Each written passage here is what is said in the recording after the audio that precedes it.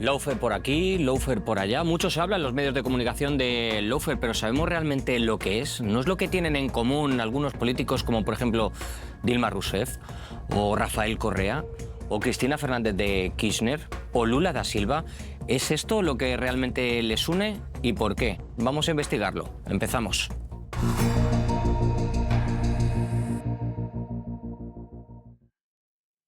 Dice que quien hace la ley hace la trampa, y esto del lawfare se ha convertido prácticamente en una trampa de quien conoce la ley. Se están utilizando medios de comunicación, instituciones públicas y también, distintos organismos del Estado para intentar hacer una presión a distintos líderes políticos como los que les he citado. Pero, ¿qué es realmente el lawfare, Arantxa?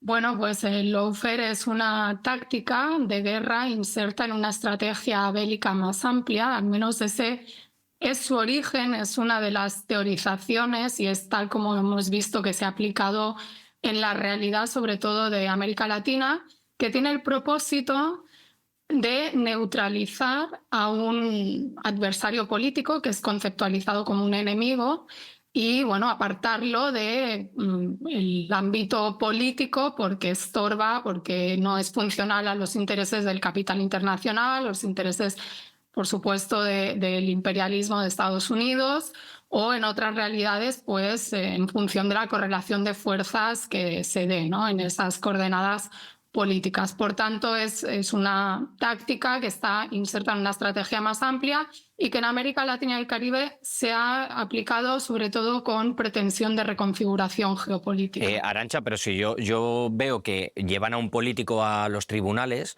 que se le está persiguiendo por algo, yo lo veo en la tele o en los medios de comunicación y digo, no, es que es justo, se debe juzgar a esta persona. ¿Es esa la herramienta que se está utilizando?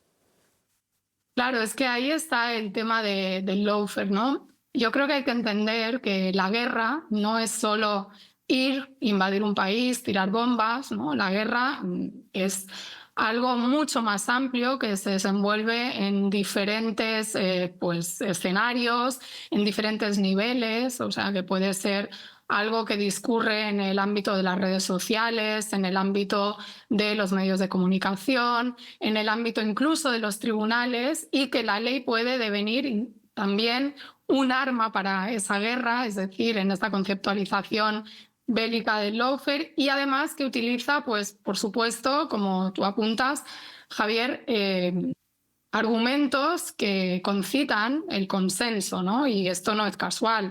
El hecho de que, por ejemplo, en la mayoría de causas en las que se han metido a diferentes mandatarias de América Latina, la corrupción, la lucha contra la corrupción fuera el eje vehicular de ellas, pues esto es una estrategia diseñada a propósito porque se sabe que nadie se va a oponer a luchar contra la corrupción. Entonces, utiliza esa guerra judicial o jurídica, ese lawfare, causas que tienen que ver con esas banderas que todo el mundo apoyaría, y además utiliza también los mecanismos del Estado de Derecho para supuestamente garantizarlo, reforzarlo, sustentar la democracia, pero en realidad lo que está haciendo es una instrumentalización de eso para socavar los mismos pilares de esa democracia y de ese Estado de Derecho. Me gusta mucho el título del libro, que espero que me lo envíes firmado y dedicado. Claro. Cuando hablas el lawfare, golpes de Estado en nombre de la ley. Es decir, se está blanqueando una persecución utilizando aparatos estatales o aparatos jurídicos o legales, digamos, para blanquear esa persecución. En nombre de la ley, todos dirían, no, que caiga sobre el que sea el peso de la ley, pero es que se está utilizando para un fin que no sabemos quién está detrás. Si para cambiar un tipo de gobierno, si para perseguir a alguien, o en este caso a nivel presidencial y como has dicho de América Latina, quizá para quitarse a alguien de en medio que no está a favor de ese gran capital o de los intereses de Estados Unidos, como hemos visto en América Latina. Sí, se están utilizando aparatos del Estado, de la institucionalidad, aparentemente neutros, como es el Poder Judicial, como son los tribunales en sus diferentes niveles, como es también la ley, ¿no? Algunas de ellas pues con pretensión extraterritorial por parte de Estados Unidos, otras de la propia legislación interna, pero no solo esto, porque cabe recordar y enfatizar sobre todo que para que concurran elementos que nos permitan hablar de lawfare y no solo de una simple pues, judicialización de la política, tiene que haber otras cuestiones, ¿no?, que aparecen siempre de la mano de ese uso de los tribunales, como por ejemplo es el papel de los medios de comunicación, que es imprescindible para pues, dictaminar sentencias fuera de los tribunales a priori, ¿no?, decretar pues, esta presunción de culpabilidad que supone la muerte civil muchas veces de esos líderes políticos o esos liderazgos. También, aparte de los medios de comunicación, otros elementos presentes en el Estado no tan visibles que generalmente se encuentran en este modus operandi de lawfare, como son los aparatos de inteligencia nacionales, muchas veces articulados en los casos que hemos visto en América Latina con la inteligencia internacional. Estos son, claro, cuestiones mucho más difíciles de demostrar, y ahí es donde viene pues la crítica de mucha gente, a decir, tú no puedes demostrar, ¿no?, que hay una acción directa de Estados Unidos o de determinado sector del gobierno de Estados Unidos o de agencias de inteligencia. Bueno, lo que podemos es pues encontrar pistas en filtraciones de Wikileaks, en las declaraciones de funcionarios, y ir viendo, ¿no?, cómo encajan esas piezas del puzzle. Arantxa, algunos tienen que estar intentando cortar las venas o se les tiene que estar erizando el pelo cuando decimos que esto del lawfare es algo poliédrico desde mi punto de vista. No es algo que simplemente estén utilizando, digamos, poderes que pueda haber atrás, unas ciertas élites políticas que quieren cambiar un régimen, sino que hay muchos periodistas, compañeros míos de profesión, que utilizan sus medios de comunicación para llevar a cabo esto. Y lo hemos visto en distintos países de América Latina. Lo hemos visto en Argentina, lo hemos visto con el caso de Dilma en Brasil, lo hemos visto en Ecuador con el caso de Correa, etcétera, etcétera. Y algunos se tienen que estar tirando de los pelos, pero son ellos los primeros que sacan el pecho y después son los que están contribuyendo a ejercer esta herramienta que, digamos, es menos legal de todo. Sí, yo aquí haría una distinción, como en el caso de los jueces, que son actores imprescindibles, pero no únicos, los periodistas también, de estas estrategias de lawfare, entre los actores que conscientemente forman parte de la operación a sabiendas y a veces están pues acompasados, ¿no?, con esos poderes más ocultos que son los que marcan cómo se hacen las cosas, cómo se filtra a la prensa determinada información o determinado proceso judicial, cómo se posiciona en las portadas de los diarios o en los tiempos que se dedica a la televisión, ¿no?, cómo se presenta esa información para condicionar a la opinión pública. Y luego distinguiría de los que se suman al carro, pero a lo mejor no son como la articulación directa. Y lo mismo con los jueces, porque, por ejemplo, en el Estado español hay todo un debate sobre si hay lawfare o no hay lawfare en el caso de pues, esta causa que se ha abierto contra la mujer del presidente Pedro Sánchez. Y uno de los argumentos que se esgrimen por parte de sectores del Poder Judicial o del ámbito judicial es que, bueno, si finalmente, y esto sería extrapolable a otras causas y otros casos, si finalmente los tribunales demuestran o desestiman la causa o demuestran la inocencia de la persona, eso demostraría a su vez que no existe el lawfare. O si no hay prevaricación por parte de los jueces, no hay lawfare. No, porque el lawfare va más allá de abrir la causa, porque el mismo hecho o de que se resuelva con una sentencia de culpabilidad, porque tú puedes haber padecido un lawfare como Lula da Silva y ser exonerado, ¿no?, de lo que te están imputando. Y eso es importante. El lawfare es un modus operandi que pretende manchar la imagen de ese liderazgo. Arantxa, perdona que te interrumpa. Esto es, perdón porque lo dice mucho un amigo mío, difama que algo queda, ¿no? Claro. Es el difama que algo queda, es decir, a ti ya te han manchado, quedas estigmatizado quedas señalado, has quedado como con una especie de marca y a partir de ahí se empieza, bueno, pues a intentar apartarte, etcétera, etcétera. Si tú tuvieras que decir cuál es un modus operandi, cuál es el patrón o el guión que mueve este loafer, vamos a hablar, por ejemplo, del caso de Lula o de Dilma Rousseff, que para mí me parece un manual de loafer de libro, ¿no? ¿Cuáles son los pasos que se utilizan para llevar a cabo, digamos, o urdir todo este plan? Bueno, yo creo que hay elementos de patrones que se repiten, pero luego cada caso tiene sus particularidades. Cada maestrillo tiene su librillo, ¿no? Exactamente, y también depende de pues, la coyuntura política, el país, los actores, etcétera. Pero lo que hemos visto es, por un lado, la multiplicación de causas muchas veces. Yo haría una distinción entre lo de Dilma y Lula, creo que son cosas diferentes. Pues otro tipo de golpismo con participación parlamentaria que está dentro del marco de la operación de Loafer contra Lula, pero no sé si es exactamente lo mismo, pero bueno, esto ya son disquisiciones como más exquisitas en todo caso. Multiplicación de causas para abrumar, ¿no? Que esto tiene un efecto que está estudiado porque hay teóricos del ámbito militar que vinculan el lawfare en tanto pues, estrategia del ámbito militar con la guerra híbrida, ¿no? Y la guerra híbrida también tiene esa voluntad, ¿no? De operar de diferentes maneras con diferentes actores. ¿Está diciendo que el lawfare también tiene un carácter militar? Sí, sí, por supuesto.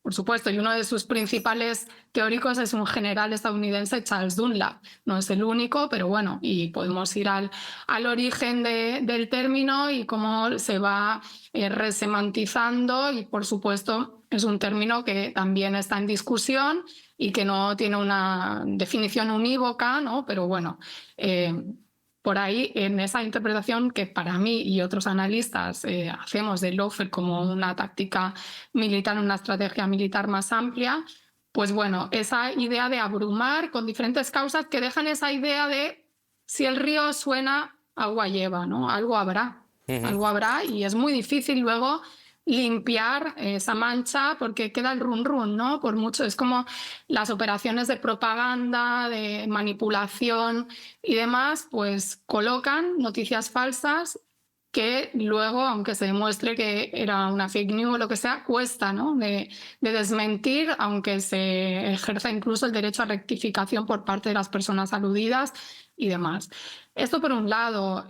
Por otro lado, el tema de, se ha visto, ¿no? Por ejemplo, en los casos de Cristina Fernández, también en otros, de la selección de los tribunales. Es decir, que no casualmente a las causas que se le imputaban o en las que era incursa Cristina Fernández le tocaban a determinado tribunal con determinados jueces. ¿Hay una judicialización de la política o se están utilizando los tribunales para dirimir asuntos políticos? En este caso, ¿el lawfare lo utiliza así? Sí, claro. Bueno, la judicialización de la política es el marco, ¿no? Que permite también el lawfare y que habla de lawfare, pero es la judicialización de la política se puede dar sin que haya específicamente lawfare. Lawfare es como algo que va más allá, ¿no? de esta idea de dirimir en los tribunales los conflictos políticos. El lawfare tiene un propósito destituyente. A mí... no solo de llevar al tribunal un conflicto, sino de buscar como un objetivo, ¿no? De precisión, que es determinada persona, determinado activista, y yo voy a abrirle unas causas sustentadas. Ese es otro elemento, ¿no? Muchas veces de manera muy débil, pero no importa, porque tienes el respaldo de los medios de comunicación que hacen su parte, ¿no? Para sembrar esa presunción de culpabilidad.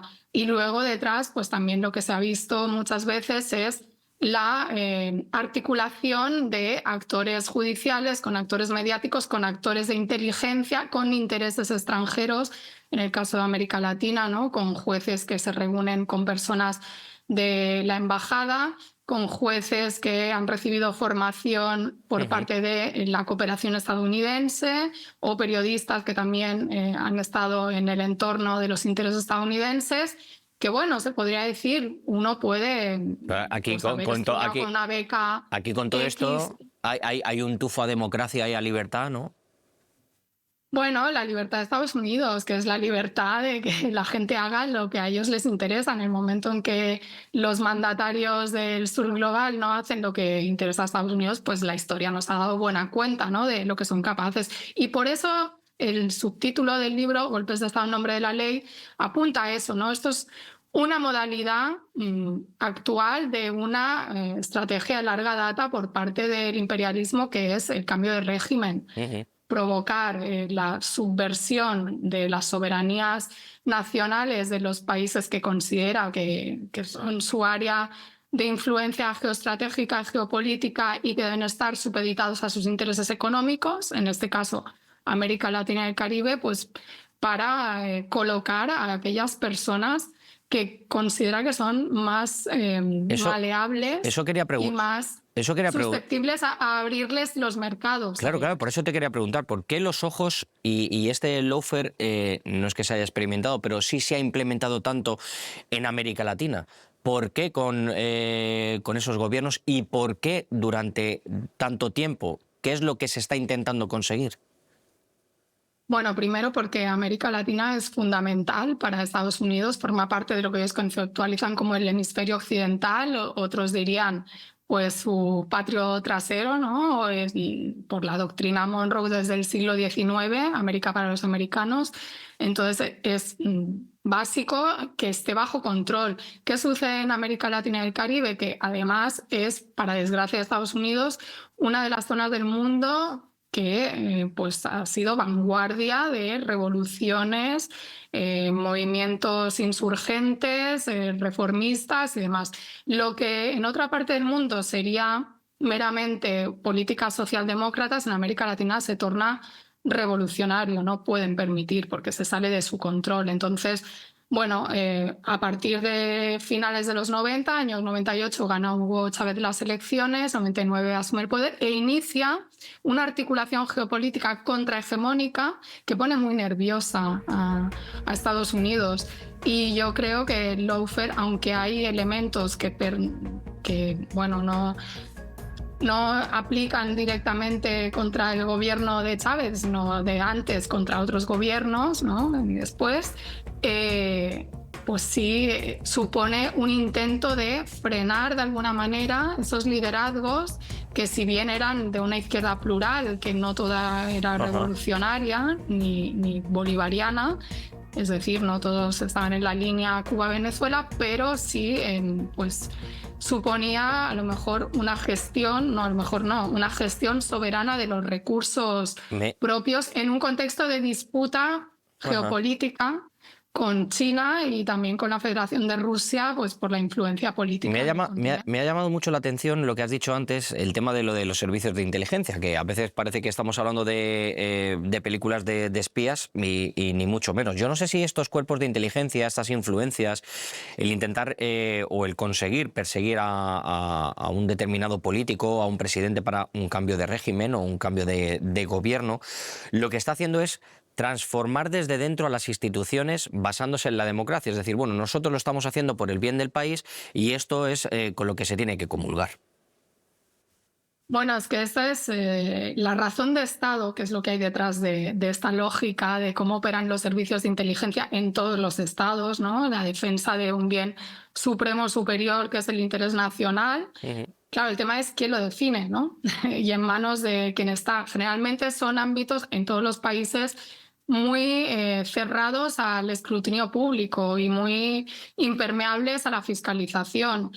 Y sabemos, bueno, que también son ámbitos muy difíciles de penetrar y de demostrar que efectivamente tienen participación, porque muchas veces funcionan de manera interpuesta, con personas que aparentemente no trabajan, ¿no?, directamente para esos servicios de inteligencia. En el caso del Estado español tenemos a este personaje, el excomisario Villarejo, que es un ejemplo, ¿no?, de esa paralegalidad o esos ámbitos oscuros, grises, en los que se mueven estos servicios de inteligencia. Pero es curioso ver cómo, al menos en el caso de Ecuador y de Argentina, pues aparecen ahí personajes o aparecen causas que llevan a actores que tienen vínculos con los servicios de inteligencia nacionales, pero también internacionales y que coadyuvan a pues generar, ¿no?, esas suspicacias, esas acusaciones. Pienso, por ejemplo, ahora en el caso de la presidenta Cristina Fernández,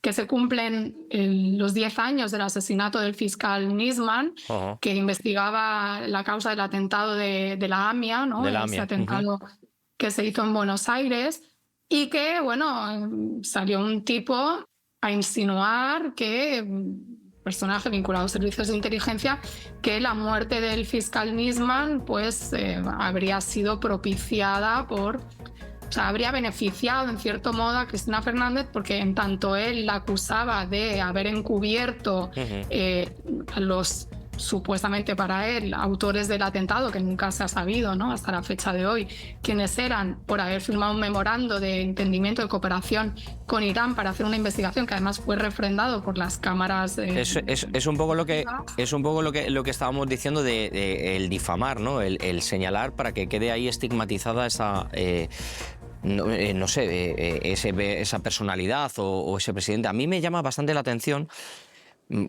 Si yo fuera un votante de alguno de los países en los que se está intentando hacer este tipo de lawfare, ¿dónde quedaría mi voto y el peso de mi decisión? Es decir, se está jugando un poco también con el concepto de democracia.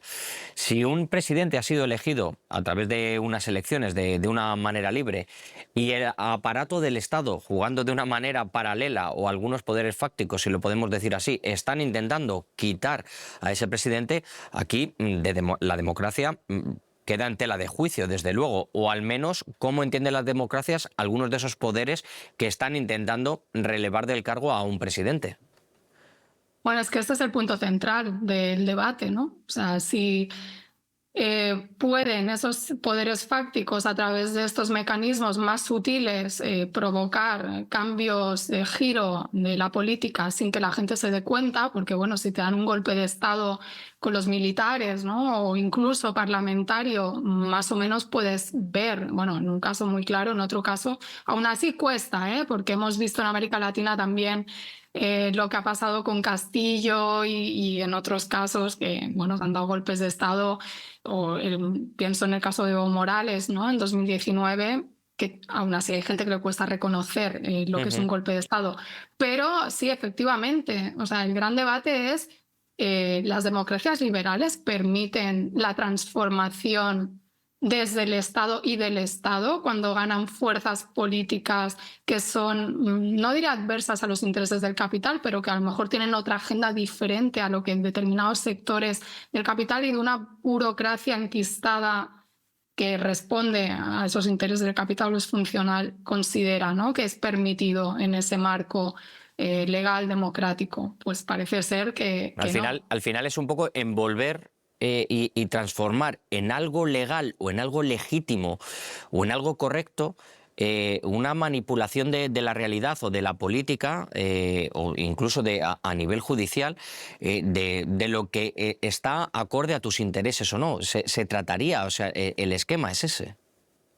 Sí, claramente. Es como siempre ha operado el poder, solo que en algunos momentos históricos de manera más brutal y en otros pues de manera más sutil, ¿no? El poder militar también reflexiona sobre cómo, por ejemplo, intervenir en otros países y con el costo que eso tiene en la opinión pública. Pienso en el caso de la guerra de Irak, de Estados Unidos, ¿no?, que todo el mundo tuvo muy claro que era una guerra por petróleo.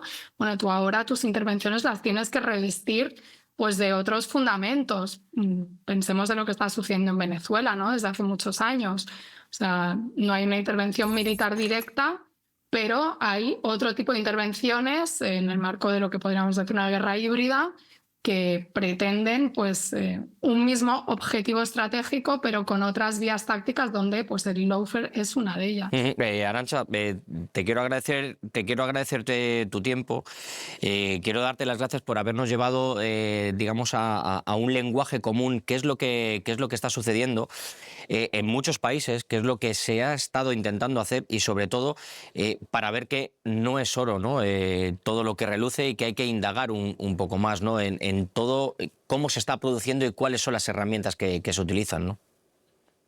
Sí, bueno, yo la agradecida soy yo en todo caso y yo invito a la gente a que busque el libro, lo lea, reflexione y bueno, le sirva de herramienta para desenmarañar un poco pues, esas estrategias que tiene el poder para perpetuarse o para cambiar la correlación de fuerzas cuando no le interesa. Pues muchísimas gracias, Arantxa, de verdad, por haber estado conmigo en este Zoom Plus, en el que hemos quitado un poco la careta a ese disfraz de legalidad o de justicia que se intenta hacer para determinados golpes de Estado, determinados cambios de gobierno, para intentar apartar a aquellos que son molestos. Quizá también nosotros somos molestos para mucha gente, pero para eso estamos aquí, para intentar molestar lo más posible siempre que sea que la verdad salga a la luz. Muchísimas gracias y te mando un abrazo muy fuerte. Igualmente, gracias. Pues ya lo han visto, nosotros sin tapujos. Hoy hemos hablado del lawfare, algo que se nos puede vender como una especie de burbuja de legalidad, un amparo en la justicia, pero que no es así. Todo lo que viene revestido siempre de este pandeorum, ¿verdad? Algo esconde detrás y nosotros hoy lo hemos sacado a la luz. Nos marchamos, ya saben que les espero la próxima semana, no me fallen. Chao.